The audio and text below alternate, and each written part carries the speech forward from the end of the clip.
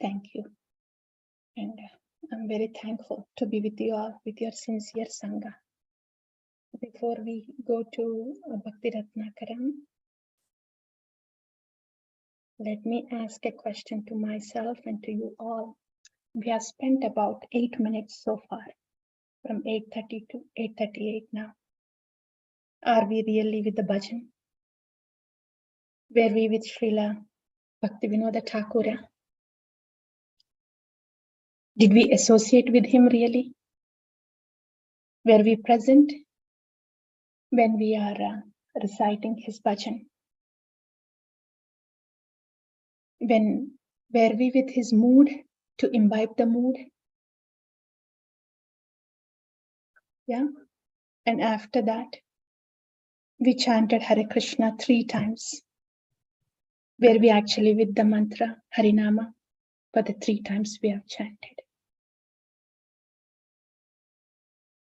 So that's something that we want to just be a little mindful whenever we are doing bhakti, when we are doing Harinam or anything in bhakti, being conscious, right? So on that note, okay, we will go ahead now, do the Bhakti Ratnakara. Bhakti Ratnakara. I'm opening that now.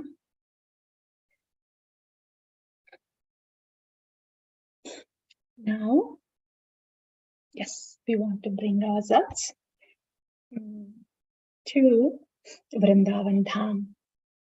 This is where we are now. Let me share the screen with you. Bhakti Ratnakara. Yes, please. That's the one. Okay. So this Srila Bhakti Ratnakara.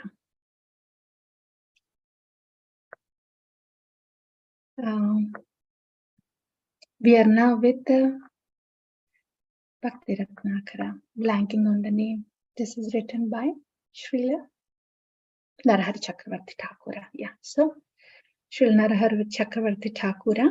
And remember, we started the Brajadham Parikrama.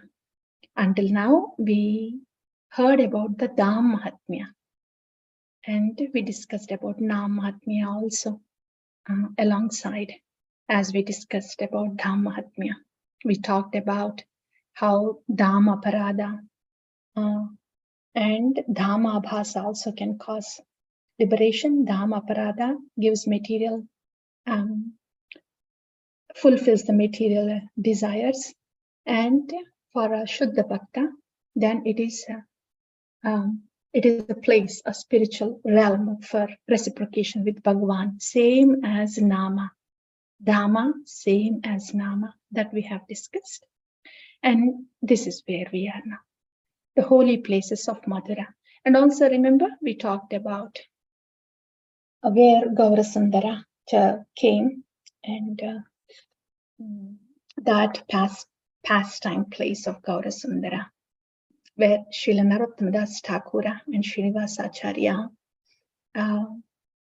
were thinking of the pastimes, hearing about the pastimes of Lord Gaurahari.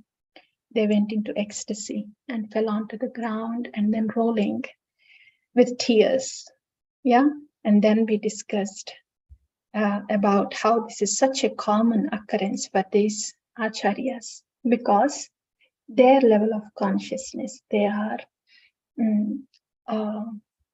in samadhi, past dharana, dhyana, and they are actually in samadhi. So these are the symptoms of a person who is in that consciousness. That's why we see all those descriptions in Chaitanya Charitamrita.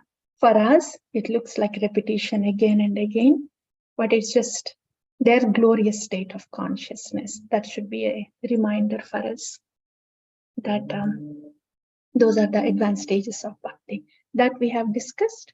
That's where we have compared the Ashtanga Yoga with Bhakti Yoga. And after that, when we came to Advaita Charya, we discussed about the Vaishnava Tattva.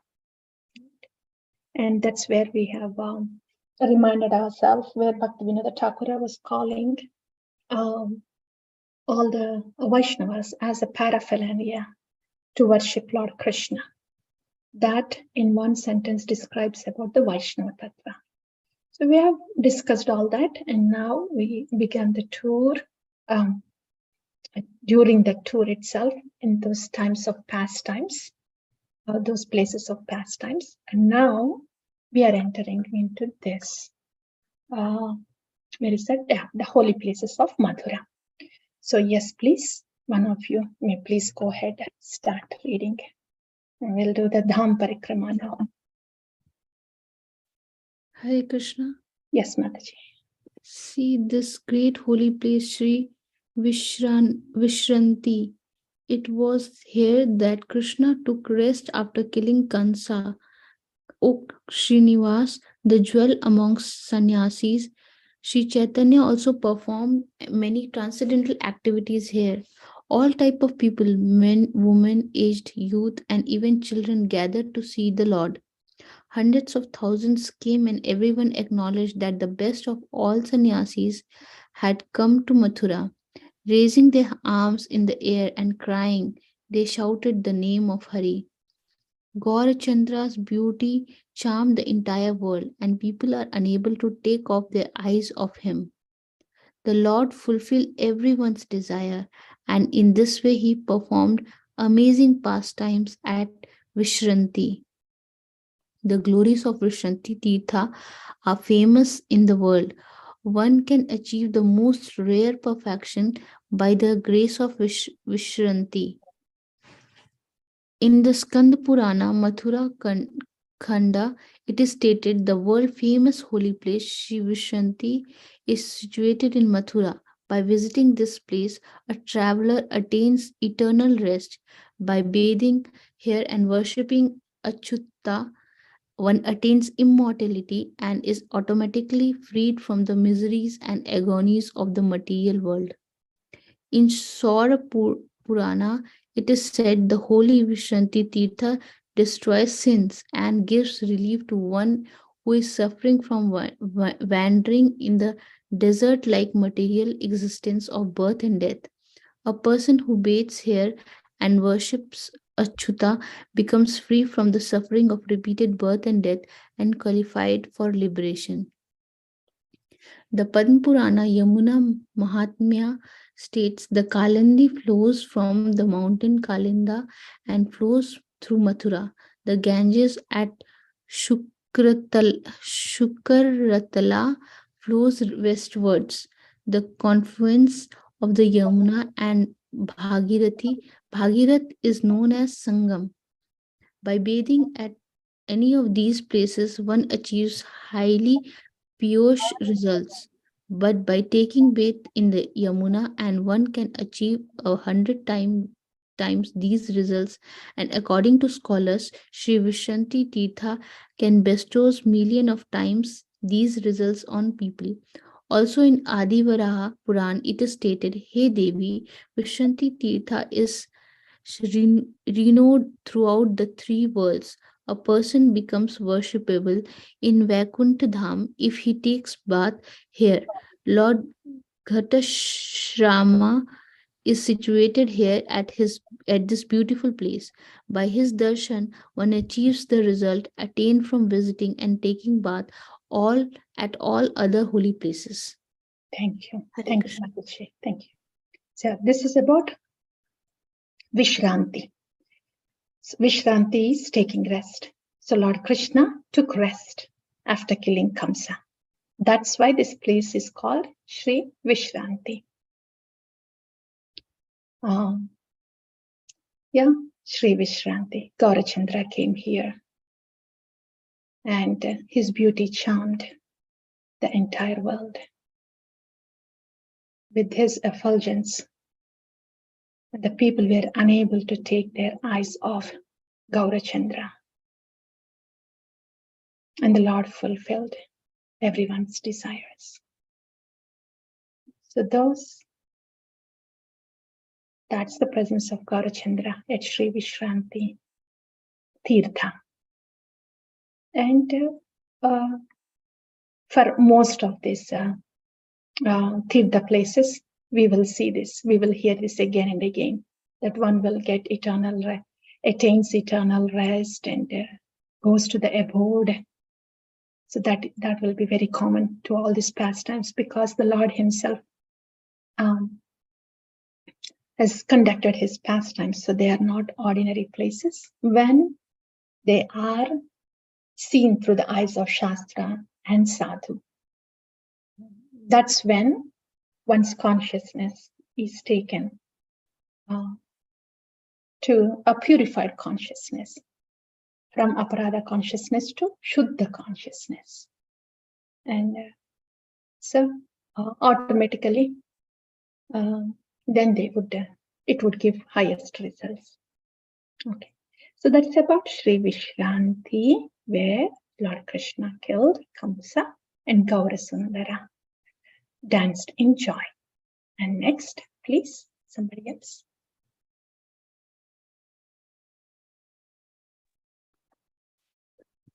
O Srinivasa, in this crescent moon-shaped place, there are 24 Tirthas along Sri Yamuna.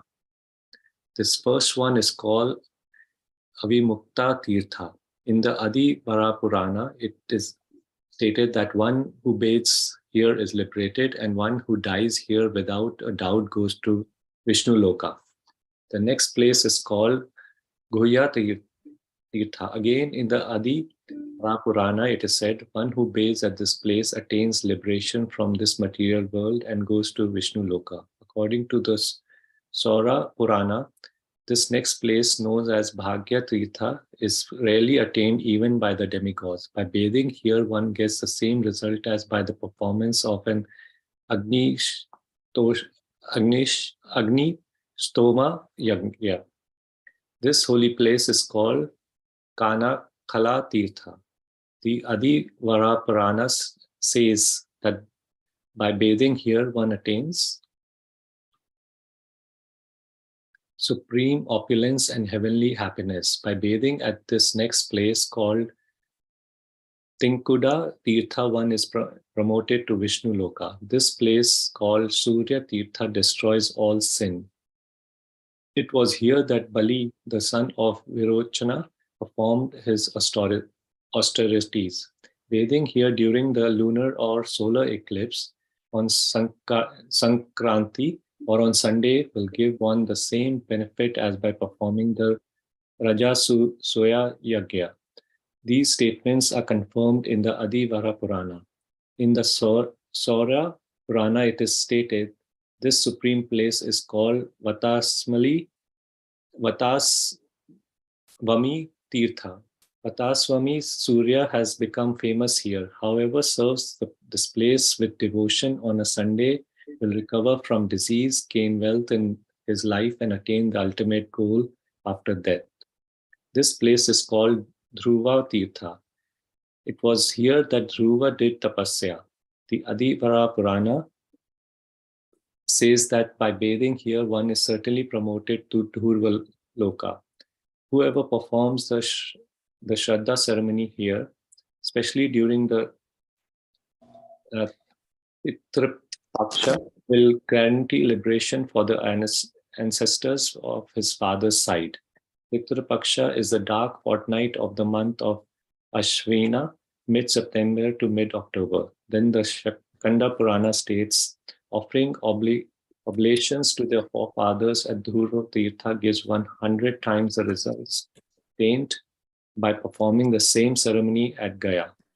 However, whoever performs Japa, Homa, Tapasya, Dhana, or Puja here attains 100 times greater results as by performing the same activities in any other holy place. This place south of Dhruva Tirtha, called Rishi Tirtha, is very dear to Krishna. By bathing here, one attains Vishnu Loka and also Krishna Bhakti, devotional service to the Lord. This is confirmed in the Adi Vara Purana and in the Skanda Purana, Mathura Khanda. The Adi Vara Purana gives the following descriptions. South of Rishi Tirtha is Moksha Tirtha. A bath here guarantees liberation. Next comes Koti Tirtha, a place which is rarely attained even by the demigods. By bathing here and giving in charity here, one becomes worshipful in Vishnu Loka. Thank you, Prabhu. Thank you. Yeah. So many Tirthas so far. Avimukta Tirtha. First one. Guhya Tirtha. Prayaga Tirtha. And then Kanakala Tirtha.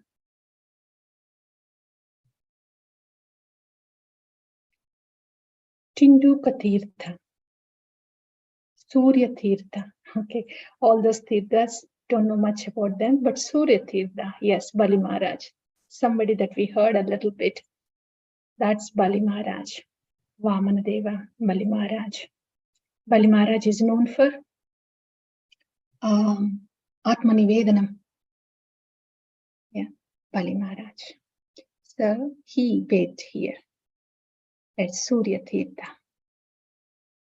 He's a son of Virochana, grandson of Prahlada Maharaja. He performed the austerities at Surya Tirtha. Not ordinary devotees. You know, Bali Maharaj, it is heard, I have heard, Bali Maharaj, when Vamana Deva came, Bali Maharaj, generally he wouldn't have the desire to offer himself to a Vamana standing in front of him. But that desire, especially when he was getting training from Sukracharya, it is unusual that Bali Maharaj has that wonderful desire to offer himself to Vamana that's present before him as a dwarf. And that too, when it is seemingly a deceptive move by Vamana, asking for 3 small steps, and he was just engulfing everything. So in spite of whatever Lord Vamana was doing, Bali Maharaj, especially being Sukracharya besides him, unusual of him to have that desire to do Atmanivedana. And the explanation was because Bali Maharaj was the grandson of Prahlad Maharaj. It's the influence of Prahlad Maharaj that made Bali Maharaj desire like that. We think Sadhu Sangha is limited by time, space, and circumstance. But see how Bali Maharaj was inspired from within. The desire itself has changed. The potency of Sadhu Sangha is so strong that it can actually change the desire. So that great personality, who is the grandson of Prahlad Maharaj, he bathed here at Surya Tirtha. And next one, Vataswami Tirtha. After that, Dhruva Tirtha, one more wonderful, great personality, Dhruva. Where to start about Dhruva Maharaj? Yeah, his determination. Narada Muni, when he met Narada Muni, when he was insulted by his father and counseled by his mother and was directed to go in search of Lord Hari, Narada Muni met Dhruva in the forest, and Dhruva Maharaj was so passionate. He was like, I need the bigger kingdom than my great grandfather. Narada Muni tried to give him some knowledge, and but those peaceful, knowledge-filled words did not touch Dhruva Maharaj, because he really wanted such a great kingdom. And he said, if you have something to say about how I can get that great kingdom, then please tell me something. Otherwise, I have nothing much to do with our conversation. Dhruva Maharaj was very straight. Then Narada Muni gave him that mantra to pursue further. And Dhruva Maharaj, he did the tapasya, and when Lord Narayana gave darshan to him, Lord Narayana was so beautiful and enchanting. And Dhruva wanted to glorify him. He wanted to say so much, but a word wouldn't come out from his mouth. So Lord Narayana, he saw his pitiful situation.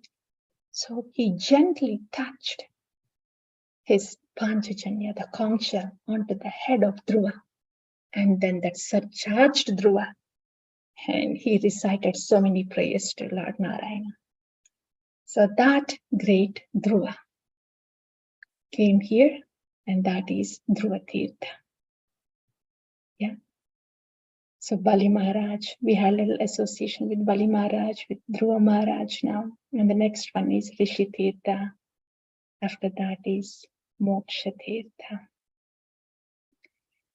I think we can, Moksha Tirtha. Yeah, we finished till here. Maybe we can pause here and we can continue the rest. Oh, not too much. So we can do this Bodhi Tirtha then. Yes. Somebody please go ahead, continue by offering oblations. By offering oblations at Bodhi Tirtha, which is rarely attained by the demigods, one attains Pitruloka. This Dvadasha Tirtha, south of Vishranti Tirtha, is seldom attained even by the demigods. Simply by remembering this place, people are freed from all types of sins. This supreme place called Navatirtha is north of Asikunda. Neither now nor in the future will there ever be a Tirtha in the world like Navatirtha. By bathing at the next place called Yamuna Tirtha, one attains Vishnu Loka. This place is called Dharapatana Tirtha. By bathing here, one attains happiness unavailable even in heaven, and by dying here, one attains Vishnu Loka. This exalted place is called Nagatirtha, and it is the best of all holy Tirthas. By bathing here, one attains Svargaloka, and by dying here, one is free from rebirth. This place is called Ghantabarana Tirtha. By bathing here, one's sins are destroyed and he is worshipped on Suryaloka. This place, called Brahma Tirtha, is very famous. Whoever takes bath here, drinks the water, and sits here undisturbed with restrained senses, by the permission of Brahma, he will attain the abode of Vishnu. This holy place is called Soma Tirtha. If one who is properly situated in his Varna and Ashrama bathes here in the pure water of the Yamuna, he attains the happiness of Somaloka without doubt. This place is known as Saraswati Patana Tirtha.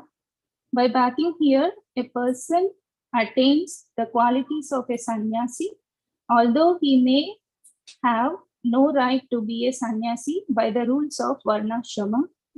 After fasting for 3 days, one who baths here at Chakra Tirtha becomes free from the sin of killing a Brahmana and what to speak of other fruits. The place is called Dashashwamedha Tirtha, was formerly worshipped by the sages. If one baths here in a contented mood, he easily obtains heaven. This place is known as Vignaraja Tirtha. One who takes bath here attains all auspiciousness as well as freedom from sins and miseries. This place is called Koti Tirtha, and it is always supremely pure and auspicious. One bath in this holy place delivers the same result as 10 million baths in the Ganges. Then, from the Mathura Khanda, it is stated, Hey Yudhishthira, on the northern and southern side of Sri Vishranti, there are 24 Tirthas. The 12 on the north extended up to Dashashwamedha, and the 12 on the south extended to Moksha Tirtha. Hare Krishna. Thank you, Mataji. Thank you. Thank you. Thank you. Okay, so again, this is not so much about informative session. our evening Sangha Acharya Upasana. This is more about absorption and to imbibe the mood of the Acharyas. So for about 30 minutes now, we were with Srila Bhaktivinoda Thakura, hearing his words, and we also felt his mood, imbibed the mood, and later on we came to be here to get the Sangha of Narahari Chakravarti Thakura, Srila Narottama Das Thakura, and Sri Srinivas Acharya are also here, and they are doing the parikrama. And we have heard about 24 Tirthas, right? So far, 24 Tirthas from Narahari Chakravarti Thakura.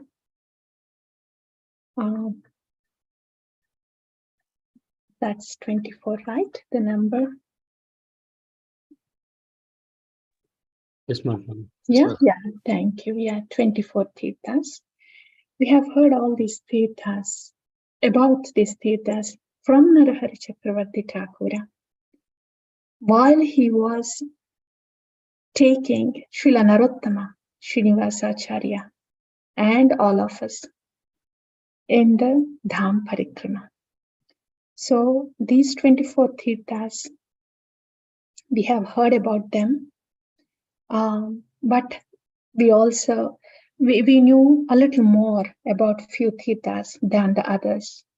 So we had an opportunity to hear about and think about Bali Maharaj, his Atma Nivedana, and Sri Prahlada, how he induced his Sangha, gave that inspiration to do Atma Nivedana to Lord Vamana. And we also heard about Dhruva Maharaj, how he had wonderful darshan of Lord Narayana in chanting, right? So Dhruva Tirtha, Surya Tirtha, and I think the last Tirtha, Dasashwamedha Gatha, if I'm not wrong, here Chaitanya Mahaprabhu gave instructions to Sanatana Goswami, if I'm not wrong. If I'm wrong, somebody please correct me.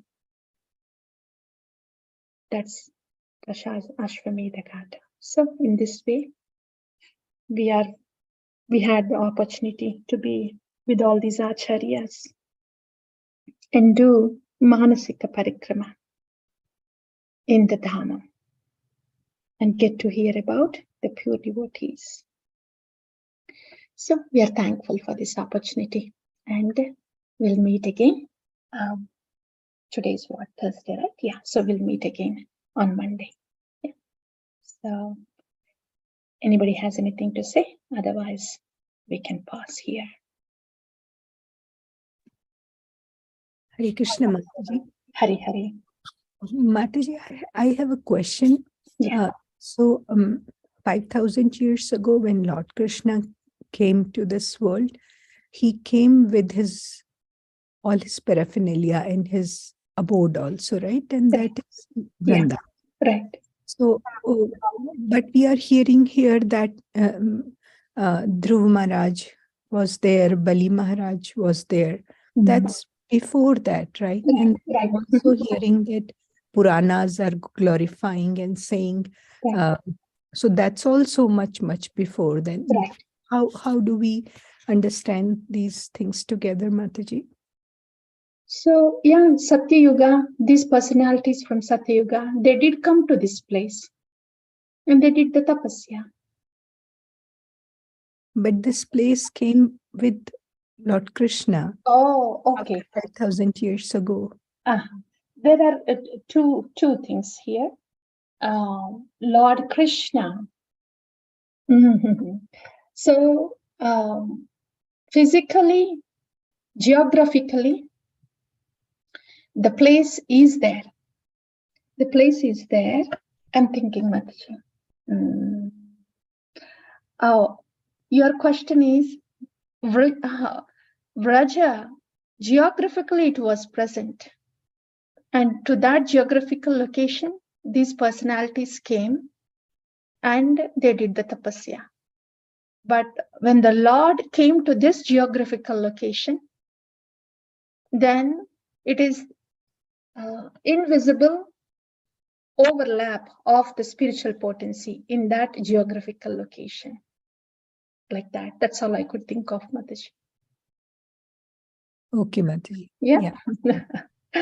In fact, this morning only this question came to my mind, whether before Krishna Vrindavan existed there or it came with Lord Krishna only, and in today's Katha this point came up and I thought I will check with you.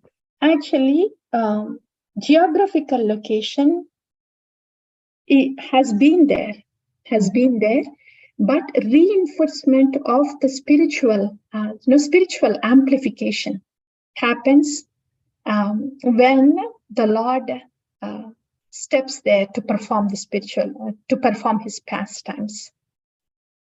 Mm-hmm. Yeah, again, that's the same thing. Yeah, same answer. Overlapping. Spiritual dham, invisible spiritual dham, overlapping on the visible geographical location. Yeah. In Mataji, the Puranas are glorifying these dhams. That's because of Lord's pastime there, right? Yeah, that's right. why. Exactly. Right. Exactly. Yeah. So but Puranas are way before. Right. But they are like they're talking about. Right. Yes, Mataji. So this makes me think, dham, even at the time of dissolution, the potency of the dham remains. So in that way, geographically, dham is present, the place is present, it has been present, the spiritual location of spiritual overlapping would not change even if there is physical destruction of the place that is there. Okay, any of these dhams, they are eternally present. Vrajadham or Jagannath Puri Dham, like that. So spiritual potency is always present and is not destroyed even with the destruction of the Brahmanda. That is clear. And what was your question, Mataji? So now, when you said that the spiritual potency will not destroy, is it a contradiction to what you said before, Mataji, that it was a geographical location and then when Lord Krishna came, then the spiritual potency came, or the spiritual potency will always be there? Spiritual potency will always be there. When the Lord comes, reinforcement. That's what I said. Reinforcement, but the potency is always there, even at the time of dissolution. Okay. Yeah. And that is why all Puranas are glorified. Yeah. Yes, Mataji. Yeah. Because that truth does not change. Okay. The material elements, material destruction cannot touch the spiritual potency. So based on that fact, then extrapolating from that, when the Lord actually comes, then there is reinforcement on already surcharged spiritual place. Yes. Okay. Yeah. Thank you. Yes. Thank you, Mataji. You tickled my mind. I had to extrapolate based on the fact that spiritual dhams are not touched by material destruction. Thank you. Thank you.